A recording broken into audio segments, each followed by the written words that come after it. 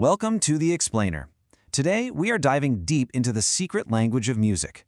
We're going to decode those hidden rules, the patterns you can literally feel but might not be able to see on a page. So, let's just jump right in with a big question. You see a piece of sheet music, right? All those dots and lines. Does that really tell the whole story? Well, the answer might actually surprise you. It's a big, fat no. For most of the music that humans have ever made, all over the world, musical notation is just not part of the story. It's the exception, not the rule. Okay, so that leads to the next question. Where did this whole system even come from? This musical notation that we kind of take for granted, it's a very specific Western invention. And it's way more than just a tool. It completely changed the game for how we make, play, and even hear music. So what is musical notation, really? Well, think of it like a grid for sound. Pitch goes up and down on the vertical axis, and time moves left to right on the horizontal one. It's basically one of the very first graphs ever made in Western culture. But here's the thing. Its use is super concentrated in what we think of as Western high art music. You know, symphonies, concertos, that whole scene. But then you've got, well, most other music. Just picture a jazz club or a rock band absolutely tearing it up, or the incredible detail in the Islamic call to worship. I mean, we're talking about hours and hours of really complex, really powerful music being made with zero sheet music in sight. It's all about shared patterns, listening to each other, and that amazing in-the-moment creativity. And this is where it gets really interesting, because this system of notation, it's not just a neutral tool. It's a trade-off. There are big gains, but also big losses. And it totally rewires the relationship between the creator, the performer, and the music they're playing. All right, so let's break down this trade-off. On the pro side, notation is kind of like a time machine. You can freeze-dry a piece of music, and then hundreds of years later, someone can bring it back to life exactly as the composer wanted. But the downside? Well, it can turn the performer from a co-creator into more of a technician, you know? Someone who is just perfectly replicating a blueprint instead of adding their own spark. And this quote just nails it.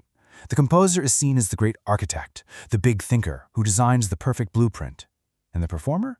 Well, their job is to be the master builder, expected to replicate that black print on the page perfectly. Okay, so we've talked about the why behind notation. Now let's get into the nitty-gritty, the how. Let's talk about the actual building blocks of rhythm, how sound gets organized. At its most basic level, Western rhythm is all about dividing by two. It's super simple. You take a whole note, you split it into two half notes. You take a half note, split it into two quarter notes. Quarter notes become two eighth notes. You get the idea. It's this very clean, very logical, binary system. Okay, but what if you want groups of three? You've got this whole system built on twos, so what do?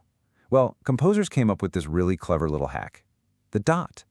You just put a dot next to a note, and it adds 50% of its value. So a half note, which is usually 2 beats, suddenly becomes worth 3 beats with a dot. It's a tiny symbol, but it opens up this whole other rhythmic universe. You know how when you hear a steady beat, like a dripping faucet or your own heartbeat, your brain just automatically starts grouping it? You start hearing patterns, right? Well, that's called meter. And for what we're talking about today, it pretty much all boils down to organizing those beats into groups of 2 or groups of 3.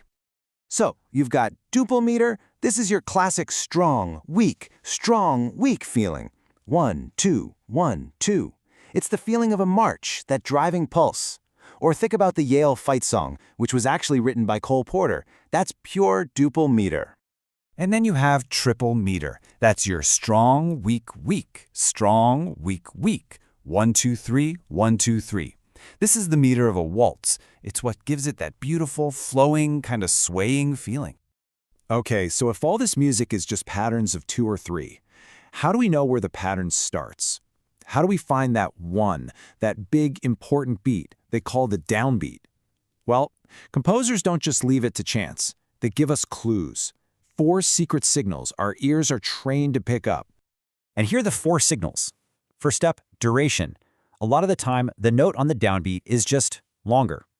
Second is accent. It's often played a little louder, a little more forcefully. Third is range. The downbeat is very often the lowest note in the pattern. Think about that pa in a waltz. That low is your downbeat. But the fourth one, this is the big one. It's harmony. The chords, the whole harmonic foundation of the music, almost always change right on the downbeat. That's the one to really listen for. It's the ultimate clue. So let's circle back. All of this stuff, The dots, the lines, the meters, the downbeats, it all comes back to that big idea we started with. This whole system of writing music down didn't just organize the sound, it completely changed our relationship with sound. Just think about how different audiences behave. You go to a jazz show or an Indian classical concert, and the audience is part of the performance. They're clapping, they're interacting. It's a living, breathing thing. Now compare that to a Western concert hall. The audience is expected to sit there, totally silent, almost mummified, right? Just listening to see if the performers are accurately reproducing what's on the page. And that's the real consequence of all this. What we've done is we've taken this natural, spontaneous, physical response to sound, and we've replaced it. We've replaced the ear and the heart with the eye and the mind. It's turned something you feel into something you analyze. Which leaves us with this one last big question to think about. When we write music down, we gain this incredible power to preserve a Mahler symphony perfectly, forever. But what's the trade-off? What parts of the human experience of music, that spontaneous, in-the-moment magic, might be lost forever?